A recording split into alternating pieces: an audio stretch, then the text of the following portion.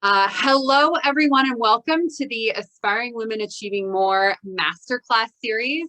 I could not be more excited to welcome my friend Bailey Thibodeaux to our masterclass today. She's going to be walking us through. She is an absolute wizard when it comes to websites, and I know this firsthand because she's helped me uh, really figure out plugins and WordPress and things that are words that I didn't even know how to say before she came into my life. And she's made something incredibly beautiful for my team and to help out some people. So Bailey is going to talk with us today about, making your website sing. So Bailey, I'm going to let you go ahead and take it away. Okay. All righty. You can hear me? Yes, ma'am. Yep. All right. So hello, everybody. I see Divine in here and Mandy says some familiar faces, which I'm very happy about. For those of you who do not know me, my name is Bailey Thibodeaux and my business is Honeywave Creative. As you might have guessed from my last name, I am from South Louisiana and I don't own a pet alligator, but I do like eating boudin and crawfish. So I kind of fit the typical Louisiana stereotype. I am a brand and website designer, and I work primarily with female service-based businesses just because you all are the best and most fun, and I like working with driven women. So it's kind of passion projects for me. But I know a lot of you are business owners, and I'm sure that a lot of you already have a website up or you're thinking about getting one up soon. And I'm hoping that today's lesson, where I'm going to go over the 7 key elements of a money-making homepage for your website, will really help you out and get you going on the right track. If you need some guidance on where to start on your website or how you can go about spiffing it up a little bit. Now, this is your fair warning. I told you I'm from South Louisiana, which means I got some of that crazy Cajun blood in me, and I do tend to get excited and talk fast, and I also tend to use my hands a lot. So that's your fair warning. Get your notepads out, get your pens ready, and we're just going to cruise through this. And if you have any questions, write them down, take notes, save them for the end, and we can go through them all together. You ready? NOLA represent. Hello, NOLA. All right, so let's just dive on in. I'm going to work from the very top of the website page and all the way down to the bottom. That way, hopefully there's a little bit of structure to this, just like on your website page. But starting at the very top of your website, whenever somebody lands on your homepage, you want to have a clear, bold headline, something that's going to catch their attention and it's going to let them know they are in the right place. Now, I like to go about this in 2 separate directions. The first would be going along the lines of telling them who you are, what you do, and why you're different. So really pinpointing why they should work with you, what you do that somebody else can't do, and kind of hinting at what differentiates you from other people. Or you can go along the lines of letting them know that they're in the right place. So, well, let me give you an example of the first one. For the first one, you could say something along the lines of real estate investment coach for moms wanting to make more and save time. Something along those lines that tells them who you are and then who you work with. Notice I said moms would be a target market, and then tell them how you can help them get to where they're wanting to go. So make sure you're incorporating that end desired goal into your sentence. That way you're making sure that they see the transformation and that you'll be able to provide them that.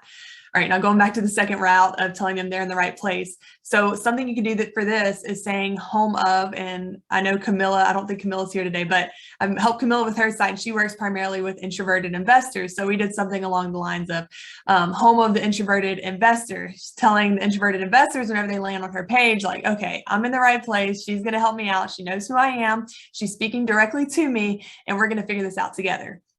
Notice I said speaking directly to who you're talking to.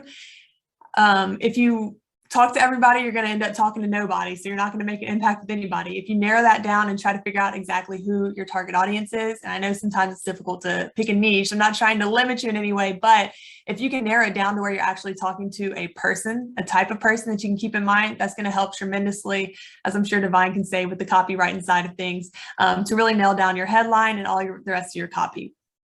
All right, so we have a headline. People know what you do, why you're different. They know they're in the right place. Next, we're going to go into the call to actions. And call to actions are kind of integrated throughout your whole page, but I'm putting it up at the top because you want to make sure that you have some type of call to action right in your landing page at the top. Now, going throughout your page, I have people tell me all the time, like, oh, these are too many call to actions. Like, I don't think I should put a button here because I have one right above it. telling you right now, people are going to miss half your call to actions and the other half they're going to find helpful. So don't ever worry about having too many call to actions on your website. I think it's really great to have them incorporated throughout. That way, at any point throughout their journey visiting your website, they have a place to go and they're being guided of somewhere like the next step of what they can do.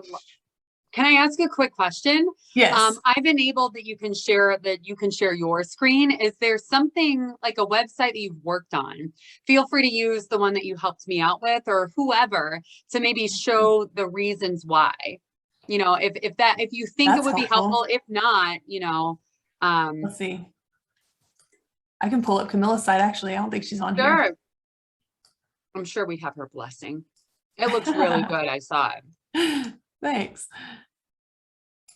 Do people usually have presentations for this? I didn't even think about that. Well, no, that's not even it. Like, but you're doing something that's like on, you know, shareable. Yeah, visuals. I don't mean to throw you for a loop. The information is so stinking good, but like you do this, you recreate it time after time. Yeah. You know, if you want a chance to show it, you absolutely can. If not, if it's throwing you off. Okay. Let's see. This might be helpful. Share screen. I can figure it out. All right. I should have most of this stuff in here. Camilla's is one of the one-day websites, so we were working through it quick, but this is for Camilla. Let's see. I need to get this box kind of out the way. I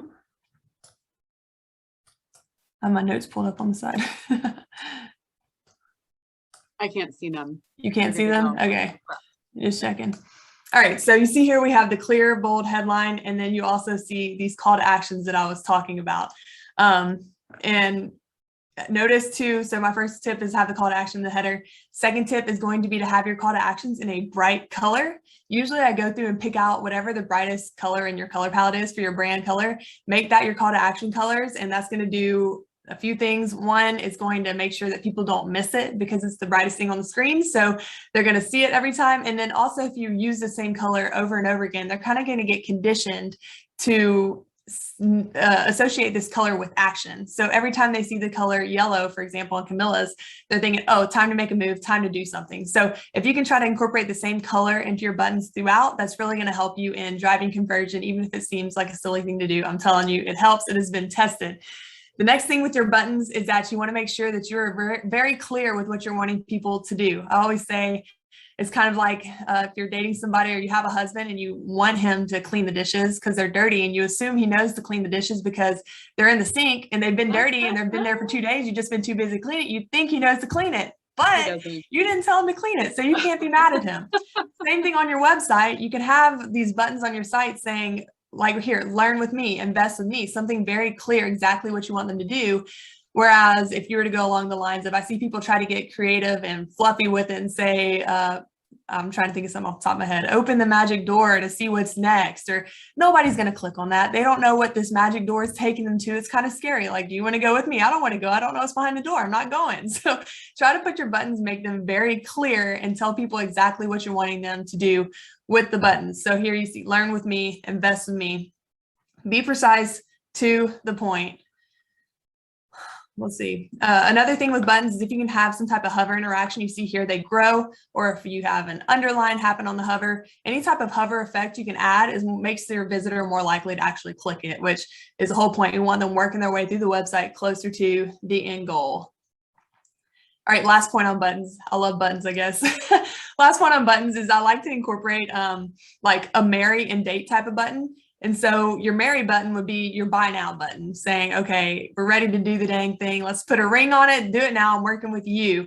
So that would be your buy now direct buttons. And then your date buttons would be the ones where, okay, maybe they're the type of buyer that wants a little bit more information. They want to do their research. And so maybe they want to learn some more right here, learn more. And working them through the phases of taking them out to ice cream, letting them get to know you, and then they'll be ready to work with you and do that buy now button with the marry button on your site. So I like to incorporate the marry and the date buttons. Okay, let's work our way down. Next up, let's see, let's talk about credibility. So you see right off the bat with these logos, we're establishing that Camilla knows what she's doing. She's worked with, we have featured on, these are a lot of podcasts she's been on, but if you have worked with, and maybe you have some companies that you've worked with, or if you have podcasts you've been on, you can say you're featured on, as seen on, any type of logos that you can associate with your name, even if it was just, I don't even know if they featured you on their Instagram story, maybe like you went on and did an Instagram takeover for a day. If it's a big brand and people recognize it, add it on there. Even if it's not a big brand and you just worked with these companies or you worked with these podcasts, like some of these podcasts I don't recognize, but I see them here and I think, oh my gosh, she is so cool. She knows what she's doing. She's a real deal. So any type of logos that you can incorporate into your site immediately adds some credibility and lets people know that other people worked with you, that you're not a scam, and that you've done this before. Another way to add credibility on your site is going to be through testimonials and statistics. So if you have any type of statistics, let's start there. If you have any type of statistics that you can include on your site, put them big and put them bold, because that is something that automatically, if people can see the results that you've delivered in number format, it's easy to digest. People don't want to read, so easy to digest. And if they can see those results, they're automatically going to be more likely to work with you because they see that you've done it for somebody else. So statistics are great. If you can incorporate them, do so. Testimonials, really good to have on your homepage and your services page. So whichever your work with me type page. Make sure with your testimonials that you don't do something too long. So I know sometimes we'll get paragraphs and paragraphs of raving messages about you because you are so great and you're amazing at what you do. And we all love hearing that. But whenever somebody goes to your website, they don't want to read through all that. They're going to get there and they're going to see it and they're just going to scan through because they're going to say, oh, it's too long. I'm not reading all that. So again, instead of trying to put everything out there and not get through to anybody, we're going to narrow it down. Just pick out the 1 or 2 sentences that you think really like highlight your experience and show that you're great to work with, and then use that for the testimonial. So try to keep it short, and they're more likely to actually read it if you keep it short. And you can have a few, like you can have a testimonial carousel so that they are swiping through different slides of people having to say stuff, but just don't put a big long paragraph because people aren't going to read that. Quick question. Where do you stand on video versus typed out, like paragraph testimonial? I love it. If you have a video of somebody talking about you, that's awesome to put on your website. A lot of people don't have that. So if you have the luxury, add it to your site. That is amazing. Anytime somebody can see, like, because whenever you give video, 1, they know it's real. It's not some made up testimonial. And 2, it's actually putting a face to the name. And so they're seeing that this is an actual person that probably looks a lot like them. Maybe they're a mom, or maybe they're, if you work with young adults, maybe it's a young adult, whoever your target market is, they're seeing somebody that looks like them that has gotten the same results that they're wanting to get. So any type of video, awesome, included in the site. Let's see what else. Another way of doing credibility is going to be incorporating past projects. So if you have before and afters you can show, or maybe if somebody is, if you have a physical product and somebody's wearing your clothes, or you have some visual that you can give, include pictures on there. People love pictures, easy to digest, easy to get through. Okay, next let's move on to your services. So I like to highlight services kind of at the top of the website, just because people need to know how they can work with you. So it doesn't really do any good if somebody makes it all the way through your homepage and they see all this great stuff about you, but they don't know, like, well, what can I do? I want to work with her, but I don't even know what she offers. So like here, you don't see a ton of information on each one of these, but you do see, like, okay, she teaches, maybe I can get some information. Maybe it's free. Meet Camilla. It's probably going to be her about information. Okay, start investing. Camilla didn't really have, like, sometimes for me, example, I have brand design, website design, brand and website. So I usually try to break it up into 3. You can break your services up into 3 different categories, 3 or 4, and have them highlighted of what you offer. Then that's really great to include, because people can put this in the back of their heads, and as they're looking through your site, think like, oh, this would be really cool because she knows the strategy side of it. So if she has this experience, I can work with her on the strategy maybe, or whatever your service offerings are. So that is the, I think, 3rd one that we're working through, is putting your services on the page. And then let's see, next, let's go to, I think that's the 4th one actually. It's going to be an email capture. Camilla had a really great example of an email capture, because she has this free investing toolkit. It's like 3 separate ways that people can get this information from her. And this is a really good example of adding value. I always tell people that you want to add some type of value with your email list, or else people are going to get there and you have the typical line of, join the list or get on the list or subscribe. And nobody wants to do that. Nobody wants to be a part of a list. What's in it for me? That's what everybody's saying whenever they get to your site. What is in it for me? And if there's not anything in it for them, they don't care. They're just going to go on and move to the next thing. So something like this, a tool guide. I have a website launch checklist. Sometimes people give out templates. Maybe if you have I'm trying to think, proposal template that you could share with people, some type of value that your target audience. So think about who's going to be visiting your website, and then think about what's going to be helpful for them so that you can provide them with that value. And I'm telling you, you're going to be getting so many more emails. And if you're to just say something along the lines of join my list or get the newsletter, because nobody really cares about that. They don't want their inbox getting spammed. So next is going to be emails. Now let's go on to, okay, we said establishing credibility. Now we're going to do a little establishing your authority. And I like to have a little about me section on this page, which I think this was Camilla's. Yeah, we did a little snippet about her kind of. And so with your little snippet about you, you have your about page. I'm actually looking out. Yeah, that is a little about her. Okay. So on the little snippet on the home page, you don't want to have like a big long paragraph. This is not your about page. You do have your about page, which is another topic, but you want to make that about your clients. But on your homepage, you want to have a little snippet about you, maybe a little biography, a little story about where you started, where you're at now, something that they can relate to, and something that shows them you're different from the other people that are trying to get them to work with them, and that you have something that sets you apart so that you can help them get to where they're wanting to be. With this little about section on the homepage, it is really good to include a picture of them or you looking at the screen, looking at your audience who's looking at it. And this is one of those things that, again, kind of sounds silly, I feel, but the same thing as me looking into the screen right now. And it's same as if you were FaceTiming somebody, it gives personal connection through the screen. And it doesn't matter if it's a picture, like right here, Camilla's looking at us, and you can see it's like forming a personal connection with her as we're looking at the screen. So if you can put some type of picture of you smiling pretty, or if that's not your vibe, looking serious into the screen, eye contact, that's a really great way of giving a personal connection while somebody's going through your website. All right. I didn't include this in my list, but towards the bottom of your site, you always want to give them another way to work with you. So you see we have start investing. And here are some testimonials that we included. Divine, there's you.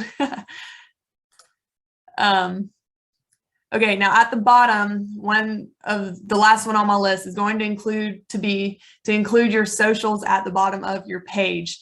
Now, what I really like to do is put an Instagram feed somewhere at the bottom. This one we did, which I guess I'll talk about it, but if you put an Instagram feed at the bottom and you're active on Instagram, you can make it to where it automatically updates every time you make a new post. And this is a really cool dynamic element that keeps your website fresh without you having to do anything, because it happens automatically. And it also, if people see, like right here, follow on Instagram, if they see that you're on Instagram, they get down to the bottom of your page.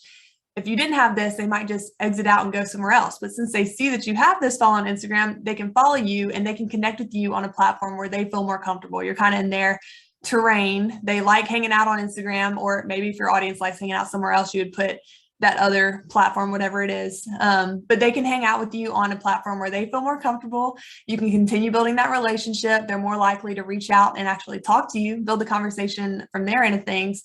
And it's just a good way to continue the conversation instead of them just exiting your site and then saying see you never and never coming back again. So right here is an example. Follow on Instagram.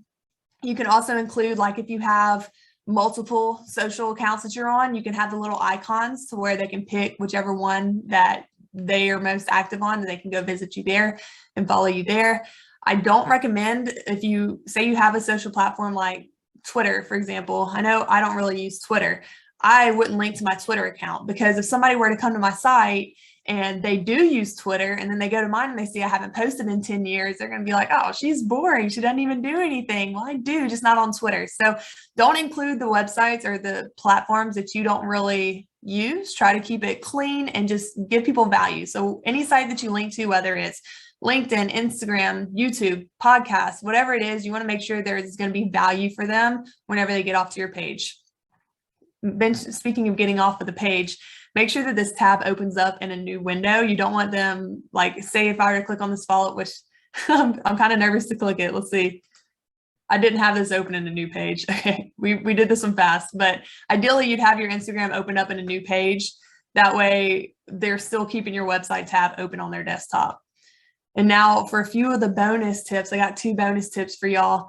And the first one is going to be with your pictures is going to be to guide the eye with your pictures, to kind of use visual cues to guide people.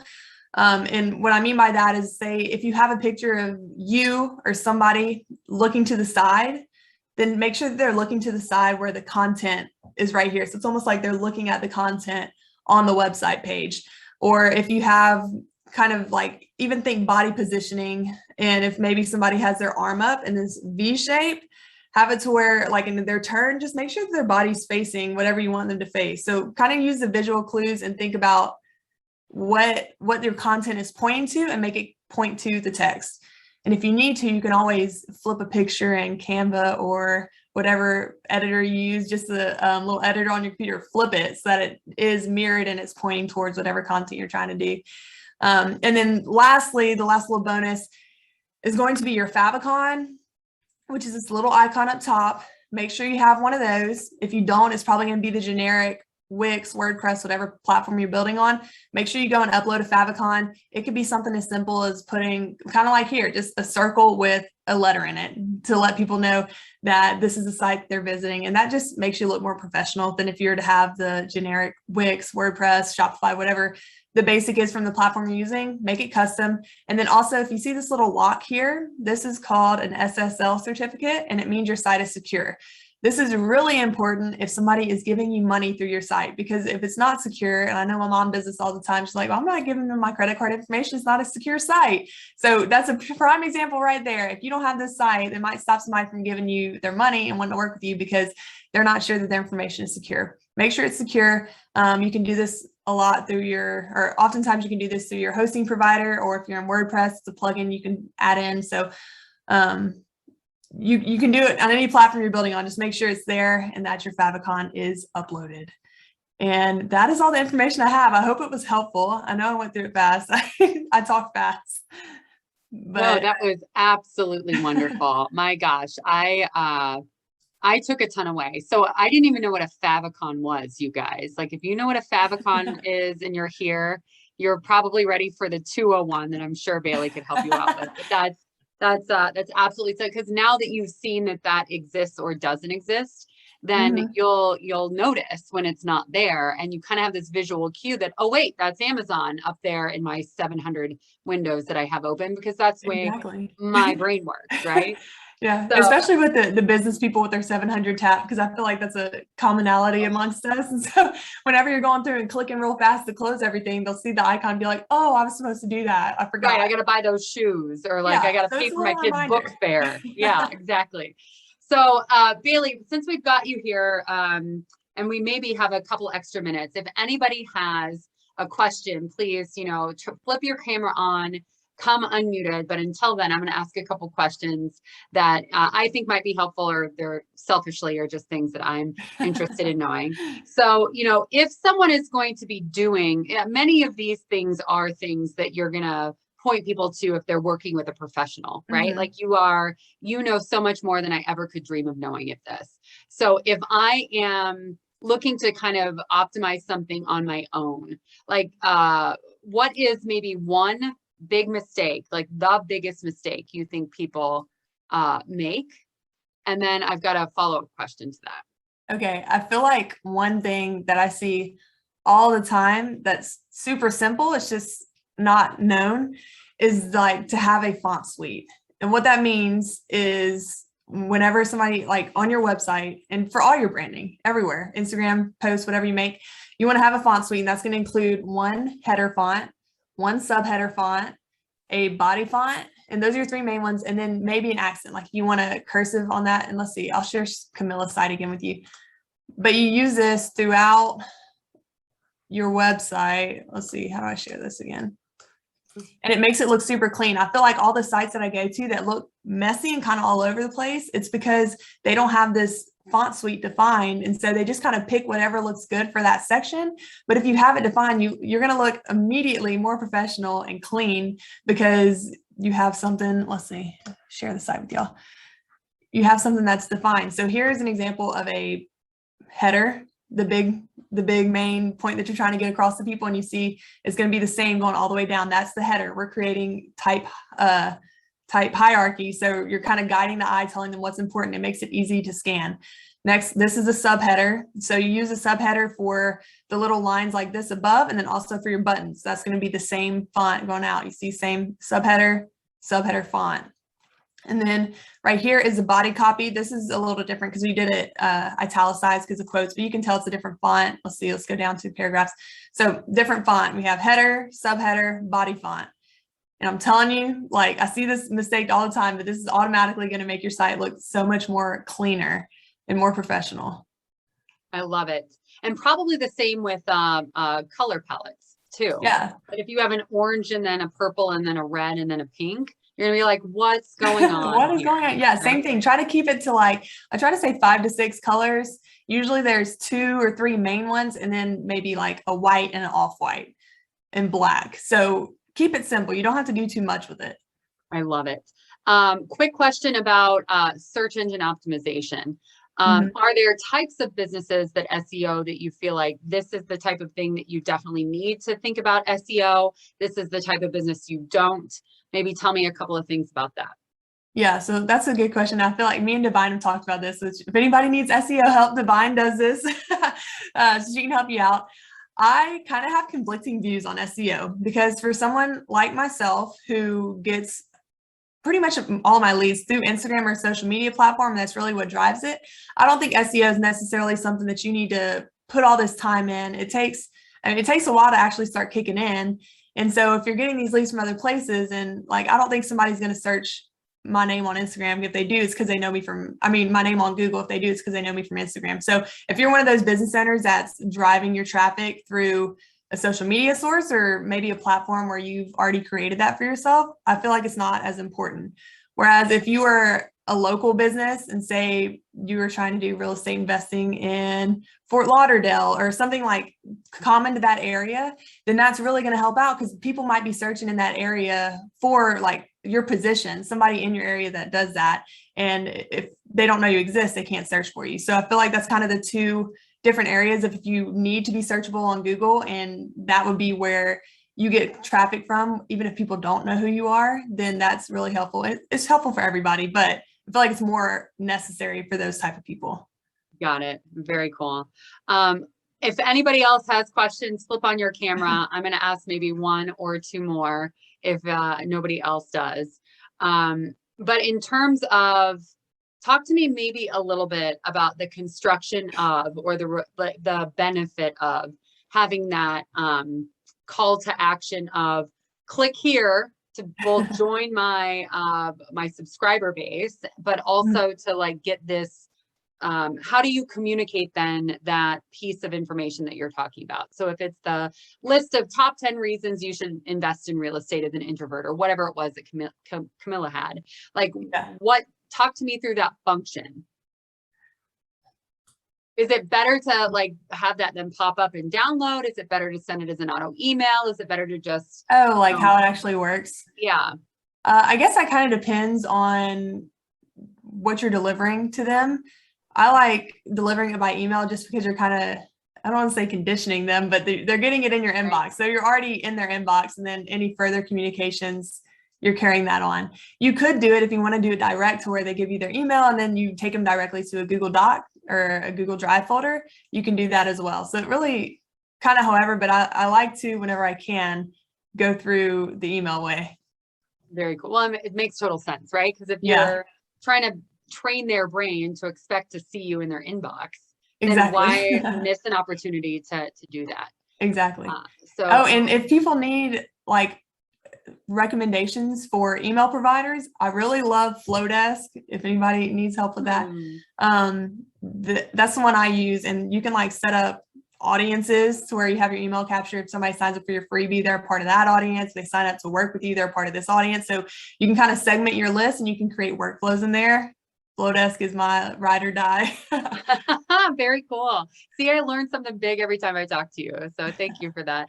So guys, I can't say enough cool stuff about Bailey and the work she does and the kindness that she brings to the work that she does, because she answered about 8,000 questions before she ever let me pay her, which is probably something we should do a little bit of like coaching conversation on, but her work is incredible. She's not showing up today to sell anything, but you know, it's obvious from the work that she's done that she's really great. So if people want to get a hold of you to figure out how they could work with you, what is the very best way for them to get a hold of you?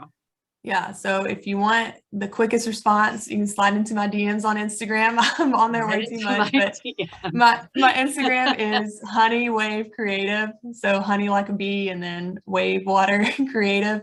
Find me on there, or you can go to my website, honeywavecreative.com, and you can get in touch with me that way, or you can send me an email at honey@honeywavecreative. So I feel like there's kind of multiple ways, but I'm quick in my DMs. So if you want to get somewhere quick, find me on Instagram, Honeywave Creative, and I'll get back to you real quick. I love it so much. I can't thank you enough. Please let me know how I can help you in the future. Okay. Yes, ma'am. Thank you so much for having me. I hope it was helpful. Oh, it was so wonderful. Thank you. I'm sure you helped a ton of people. Thank you. Bye. Bye, guys.